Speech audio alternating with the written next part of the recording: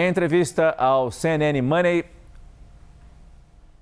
o economista sênior da LCA Intelligence e pesquisador associado do FGV IBRE, Braulio Borges, comentou sobre os gastos do governo e destacou que o Congresso vem aprovando esses gastos sem indicar receita. Acompanhe um trecho. A desoneração ela foi prorrogada e estendida lá no final de 2023. Só no ano passado ela representou uma renúncia de receitas de 30 bilhões de reais para o governo federal, outros 20 bilhões nesse ano, outros 10 bilhões no ano que vem e ainda mais um pouco lá em 2027, porque ela vale até 2027. O Congresso prorrogou isso, não indicou uma medida de compensação, como inclusive deveria ter feito seguindo a legislação da Lei de Responsabilidade Fiscal.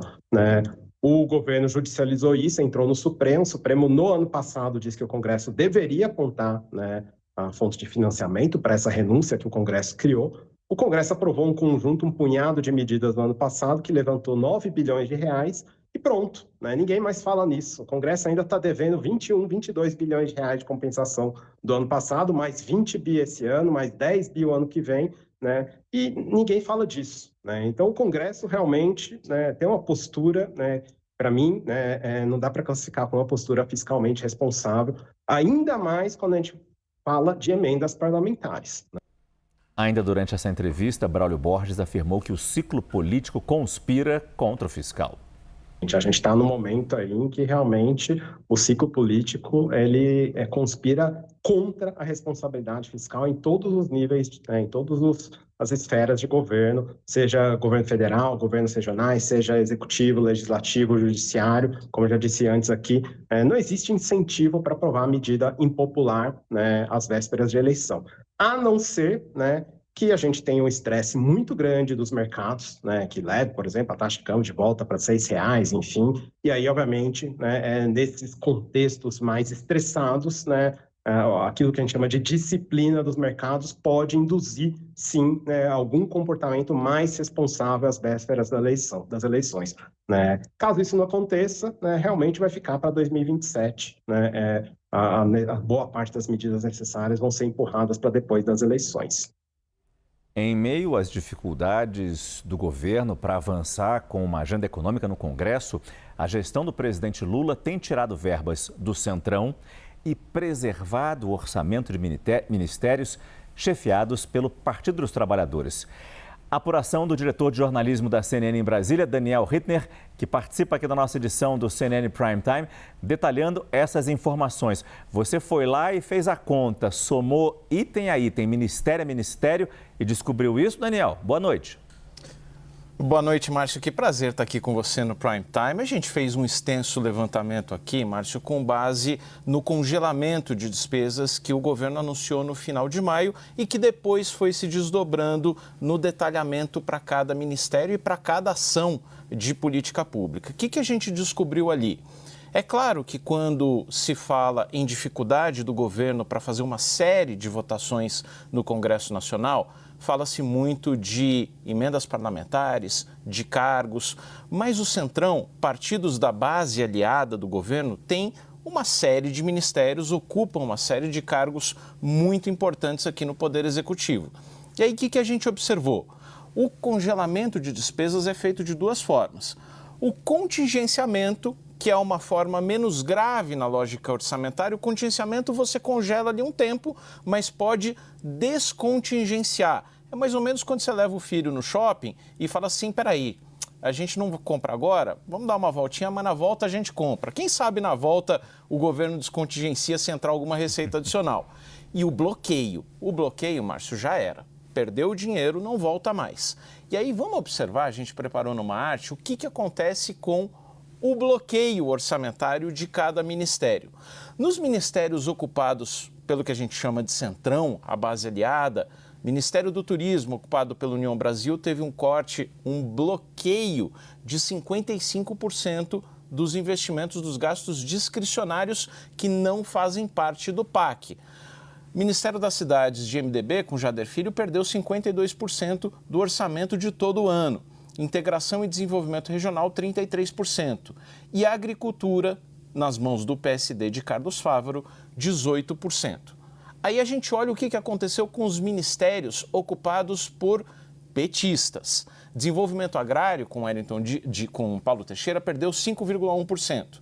Desenvolvimento social, 5%, que tem o Wellington Dias à frente.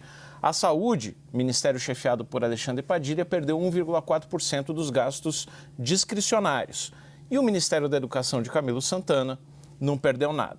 O que a gente está querendo dizer com isso? Que a tesourada veio para todo mundo porque o orçamento está curto. A gente tem relatado diariamente o problema nas finanças públicas. Mas se você não é um ministro do PT, é da base aliada, sendo de outro partido, a tesoura tem muita chance de vir muito mais afiada, Márcio Gomes. Mas que tipo de apoio o presidente Lula espera receber do Centrão com esse tipo de comportamento? É esse o ponto. Se você tem um ministério que você dá para um partido que você chama de aliado, mas você não dá estatal relevante, veja, por exemplo, Minas e Energia está com o PSD de Alexandre Silveira, mas o PT ocupa Petrobras e Itaipu. O PT dá para um partido da base o Ministério das Comunicações, mas não dá a chefia dos Correios, que é estatal dessa pasta. Ou dá o Ministério do Turismo, mas não dá a Embratur. E é esse tipo de mapa que a gente está desenhando aqui para explicar por que está tão difícil para os partidos dessa base aliada votarem a favor do governo no Congresso ou, eventualmente, ficarem com Lula na campanha para a reeleição em 2026. Agora, é interessante que você tem uma outra apuração, essa sobre o governo ter congelado o orçamento do seguro rural sem uma comunicação prévia. E aí isso gerou uma tensão, ou eu diria uma nova tensão, com o agronegócio. Mais uma. Esses números todos que a gente detalhou agora, Márcio, eles estão no Sistema Integrado de Orçamento e Planejamento, um sistema público de acompanhamento do gasto do Poder Executivo.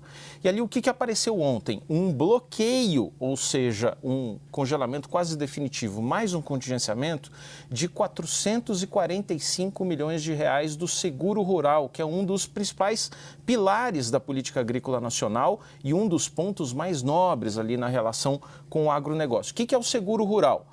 O produtor rural precisa normalmente fazer uma pólice, contratar uma pólice de seguro, porque ele está sempre sujeito a uma enchente, a uma seca mais intensa, a um clima mais hostil e isso levar à quebra da safra. Para isso, ele contrata um seguro que o blinda de eventuais prejuízos naquela colheita. Só que o seguro rural é muito caro pelas características do agronegócio e por isso todos os anos ele tem uma subvenção. Bem, a CNA, que é a Confederação da Agricultura e Pecuária do Brasil, tem pedido um orçamento de 4 bilhões de reais por ano para o seguro rural. Nunca consegue, o orçamento é de pouco mais de 1 bilhão de reais. Mas o que a gente observou ontem, de ontem para hoje, no sistema, e essa informação foi confirmada por fontes do Ministério da Agricultura, a pasta não se pronunciou oficialmente. Houve o congelamento de 42% de todo o orçamento para o ano todo do seguro rural. O que complica ainda mais? E aí, um pouco de confusão política na história, né? Não houve nenhuma comunicação prévia, nem ao setor, nem à CNA, nem à poderosíssima bancada ruralista do Congresso, a Frente Parlamentar da Agropecuária. Quem deu a notícia para a FPA, inclusive, Márcio, fomos nós, em plena quinta-feira de feriado. E aí gerou aqueles telefonemas para o Ministério da Agricultura, o que está acontecendo, enfim. No momento que o governo tenta articular a sua base para tentar aprovar medidas fiscais, por exemplo, isso, obviamente, é um péssimo sinal e demonstra, acima de tudo, que o orçamento está muito curto. Muito obrigado. Direto de Brasília, Daniel Rittner. Boa noite, Daniel. Boa noite.